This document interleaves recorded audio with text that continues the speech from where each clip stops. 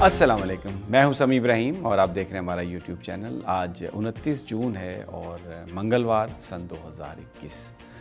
वज़ीर-ए-आज़म पाकिस्तान ने एक बहुत ही अहम इंटरव्यू दिया है चाइना की न्यूज़ एजेंसी को और पाकिस्तान की खारजा पॉलिसी के हवाले से वो बातें कही हैं जो मेरे और आपके कान सुनने को तरस रहे थे, बेताब थे कि कब कोई हमारा हुक्मरान इस तरह की बात करे, इस तरह आबरूमंदाना अंदाज में बात करे, बताए दुनिया को कि पाकिस्तानी एक बावकार कौम है और अपना मुस्तकबिल का फ़ैसला करने का इख्तियार रखते हैं। तो आज चाइना की न्यूज़ एजेंसी को इंटरव्यू देते हुए इस खित्ते में जो कुछ हो रहा है, कौन ये सब कुछ कर रहा है, पाकिस्तान क्या करेगा, चीन और पाकिस्तान की जो दोस्ती है उसका क्या मुस्तकबिल होगा, बड़े भरपूर अंदाज में आज वज़ीर-ए-आज़म ने बात की है। सबसे पहले तो उन्होंने जो कुछ हमारे यहाँ हो रहा है इस खित्ते में उस पर बात की। उन्होंने कहा कि यहाँ पर अमेरिका ने एक राइवलरी चाइना के साथ शुरू की है, चाइना के साथ एक मुकाबला शुरू किया है और उसमें मुख्तलिफ अलाइंसेस बनाए हैं। इंडिया को चीन के ख़िलाफ़ वो लेके आया है और क्वाड एक जो बनाया एक अलाइंस है जो आपको पता होगा, लेकिन मैं फिर भी बयान कर देता हूँ, जिसमें ऑस्ट्रेलिया शामिल है, जिसमें सिंगापुर शामिल है, जिसमें जापान शामिल है, जिसमें इंडिया शामिल है। और ये इसका मकसद ये है कि साउथ चाइना सी में और जो दूसरे जो मामलात हैं चाइना के उसमें उस पर असरअंदाज हो और चाइना का जो बढ़ता हुआ इन्फ्लुएंस है उसको वो ख़त्म करें। और ये वज़ीर-ए-आज़म ने आज खुलकर कहा कि यहाँ पर जो तनाव है इस इलाके में, जो इज़्तिराब है इस इलाके में, वो उसकी ज़िम्मेदारी अमेरिका पर है। अब हम तसव्वुर नहीं कर सकते थे कभी कि कोई पाकिस्तानी हुक्मरान इस तरह से अमेरिका की आंखों में आंखें डालकर ललकार कर इस तरह बात करेगा और ये कहेगा कि यहाँ पर जो ये लड़ाई झगड़ा हो रहा है, जो ये मामला ख़राब हो रहा है, यहाँ पर जो टेंशन है वो ज़िम्मेदारी अमेरिका की है। वज़ीर-ए-आज़म ने ये बात कही। फिर दूसरी बात उन्होंने ये कही कि एक तो क्वाड बना के यहाँ पर चाइना के साथ अमेरिका ने एक मुकाबला शुरू किया, दूसरा मगरब के जो ममालिक हैं और अमेरिका के जो अमेरिका जो है वो दबाव डाल रहा है पाकिस्तान पर कि इस झगड़े में हम अमेरिका का साथ दें, इस झगड़े में हम चाइना को छोड़ के अमेरिका के साथ आ जाएं। उन्होंने बड़ा खुलकर ये बात कही कि ये बहुत अनफेयर है, ये किसी भी आज़ाद मुल्क की जो खारजा पॉलिसी है उस पर आप इसको डिक्टेट नहीं कर सकते। अब जब वो ये बात कर रहे थे ना तो मुझे कुछ मैं माजी में चला गया और मैं वो याद कर रहा था कि एक हमारे हुक्मरान थे परवेज़ मुशर्रफ साहब, वो न सिर्फ पाकिस्तान के हुक्मरान थे बल्कि पाकिस्तानी फ़ौज के सरबराह भी थे। और जिस वक्त ये 9/11 के बाद अमेरिका चढ़ दौड़ा अफ़गानिस्तान पर, तो एक टेलीफोन कॉल पर वो ढेर हो गए। उस वक्त बुश ने कॉल करके आर्मिटेज ने जो उनके असिस्टेंट सेक्रेटरी या डिप्टी सेक्रेटरी डिफेंस थे, उन्होंने ये कहा परवेज़ मुशर्रफ से कि आप या तालिबान के साथ हैं या फिर हमारे साथ हैं। तो हमारे परवेज़ मुशर्रफ साहब जो उस फ़ौज के सरबराह थे जिसके पास न्यूक्लियर कैपेबिलिटी है, लंबे पड़ गए, टोटली लंबे पड़ गए। और उन्होंने जनाब अफ़गानिस्तान पर फिर जो भी आग बरसाई अमेरिका ने, उसमें पाकिस्तान हिस्सेदार बना। हालांकि वो तालिबान जो थे वो हमारी जो वेस्टर्न बॉर्डर्स हैं अफ़गानिस्तान के साथ, जो हमारे बॉर्डर्स हैं, हमेशा महफूज समझे जाते थे, इसलिए कि अफ़गानिस्तान के साथ जो पाकिस्तान के ताल्लुकात थे, क्योंकि पाकिस्तान ने अफ़गानिस्तान में जाके सोवियत यूनियन ने जो कब्ज़ा किया था अफ़गानियों पर, उसको छुड़वाने में पाकिस्तान ने अपना खून दिया, पाकिस्तानियों ने जंग लड़ी और अफ़गान जो थे वो पाकिस्तानियों के बड़े मशकूर थे। फिर ये जो तालिबान थे इनकी जो क्रिएशन हुई वो भी मौलाना समीउल हक, मौलाना फजलुर रहमान के मदारस में हुई।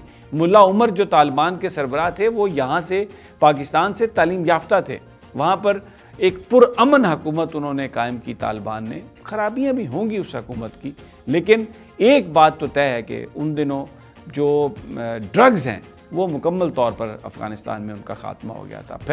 फिर 9/11 आया और 9/11 अच्छा, अब मैं देखें, मैं पैरेलल नहीं कोई ड्रा करना चाहता। 9/11 के बाद एक ऐसा हुआ वाक़या कि हमने फिर अमेरिका का साथ दिया, लेकिन अब वज़ीर-ए-आज़म पाकिस्तान क्या कह रहे हैं अमेरिका को कि आप हमसे ये कह रहे हैं कि आप चाइना के ख़िलाफ़ खड़े हो गए हैं اور آپ نے انڈیا کو اپنے ساتھ ملا لیا تو آپ ہم سے یہ چاہ رہے ہیں کہ ہم آپ کے ساتھ آئیں. یہ انفیئر ہے. یہ مغرب کے ممالک یہ جو آپ کہہ رہے ہو یہ انفیئر ہے, یہ انصاف پر مبنی نہیں ہے, اور ہم یہ نہیں کریں گے. ہم کریں گے کیا وہ بھی وزیر اعظم نے بتا دیا. انہوں نے کہا کہ جو چائنا کے ساتھ پاکستان کی دوستی ہے وہ دوستی کسی قیمت پر بھی میں کم نہیں کروں گا. پاکستان اور چین کی دوستی جس کے بارے میں کہا جاتا ہے کہ یہ ہمالیہ سے بلند ہے اور سمندروں سے گہری ہے, انہوں نے کہا کہ یہ جو دوستی ہے اس دوستی پر کسی طرح کا کوئی کمپرومائز نہیں ہوگا. امریکہ اگر چاہتا ہے کہ چائنا اور پاکستان کے تعلقات ڈاؤن گریڈ ہو جائیں, ایسا قطعی طور پہ نہیں ہوگا. پاکستان اور چائنا کے تعلقات قائم رہیں گے اور آگے بڑھیں گے, اس لیے کہ چین نے ہر دکھ درد میں پاکستان کا ساتھ دیا ہے. اور اس وقت مجھے اور آپ کو پتہ ہے کہ جو پاکستان کا مستقبل ہے وہ جو سی پیک ہے, $60 بلین کی انویسٹمنٹ ہے جو چائنا لے کے آ رہا ہے, جس میں کچھ لون ہے کچھ انویسٹمنٹ ہے. پاکستان میں آپ دیکھیں گوادر سے لے کے تو یہ سینٹرل ایشیا جو ہے وہاں تک ٹریک ہے اور پوری تجارت ہوگی. بلکہ پاکستان تو یہ چاہتا ہے کہ اس میں امریکہ بھی اگر شامل ہونا چاہتا ہے تو ہو جائے, کوئی اور ملک ہونا چاہتا ہے تو ہو جائے. پاکستان بالکل اوپن ہے اس معاملے میں سارا. تو یہ آج وزیر اعظم پاکستان نے, جیسے کہ پچھلے کئی دنوں سے وہ مختلف انٹرویوز دے رہے ہیں جس میں انہوں نے پہلے تو وہ جو امریکہ کو یہ کہا, سارا بالکل کھل کر کہا کہ ہم افغانستان کے لیے اڈے نہیں دیں گے, آپ کو اپنی سرزمین استعمال کرنے نہیں دیں گے. Absolutely not. جب ان سے یہ سوال کیا گیا, یہ جو ان کی فریز ہے ایبسولیوٹلی ناٹ, یہ پوری دنیا کا ایک ٹرینڈ بن چکی ہے. امریکہ کے اندر میں آپ کو بتاؤں اس وقت ان کے لا میکرز میں, پہلے بھی آپ کو بتا چکا ہوں, ان کے جو تھنک ٹینک اسکالرز ہیں, ان کے جو پالیسی میکرز ہیں, وہ سارے جو بائیڈن کو کوس رہے ہیں. وہ کہہ رہے ہیں کہ آپ نے ایک بڑی گولڈن اپرچونٹی مس کی ہے. تو یہ تو وزیر اعظم نے جو آج انٹرویو دیا چائنا کو, اس سے بڑا پاکستانیوں کو اطمینان ہوا. اور ایک بڑی وجہ آج خوشی کی ایک یہ بھی تھی کہ آج بجٹ پاس ہوا, اور اس بجٹ میں کوئی بھی یہ ایسا بجٹ ہے جس میں غریب کے اوپر کوئی ٹیکس نہیں لگایا گیا. اور جو سرکاری ملازمین تھے ان کی تنخواہیں اس بجٹ سے پہلے بڑھا دی گئی تھی. لیکن ایک اور بات جو آج پتہ چلی, اس میں جو وزیر خزانہ شوکت ترین کا جو بیان تھا, جس میں انہوں نے کہا کہ جو لوگ ٹیکس نہیں دیتے, اچھا کون نہیں دیتے ٹیکس, انہوں نے بتایا کہ جو لوگ ٹیکس نہیں دیتے ان کو گرفتار کریں گے, ان کو جیلوں میں ڈالیں گے, ان کے پیٹوں کو چیر کر اس میں سے ٹیکس نکالیں گے. ٹیکس کون نہیں دیتا؟ ٹیکس بڑا آدمی نہیں دیتا, بڑا سرمایہ کار نہیں دیتا, بڑا بزنس مین نہیں دیتا. میں اور آپ ہم تو ہمیشہ ٹیکس دیتے ہیں. میری تنخواہ آتی ہے, اس تنخواہ مجھے بعد میں ملتی ہے, ٹیکس پہلے کاٹ لیا جاتا ہے.